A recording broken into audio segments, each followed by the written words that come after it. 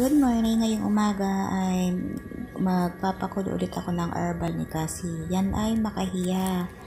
At saka kukuha din ako ng oregano kasi yan yung mga ilalagay doon sa herbal ni Cassie. Yan, kuha lang ako dito sa tabi-tabi kasi madaming oregano. And then, ito naman is yung sambong. Kailangan din ng sambong, kaya yan, kuha tayo dito lang sa tabi-tabi lang din. And then, tahibo. Ayan, itong tahibo na ito ay maganda sa, madaming benefits sa katawan. So, kailangan din natin ng tahibo. So, ito at saka 3 pieces na calamansi.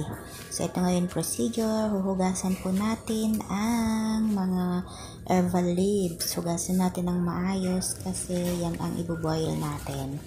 So, pagkahugas, hugas natin syempre kasi although malakas ang ulan, hindi naman madumi ang mga kasi umuulan, pero hugasan natin ng maayos.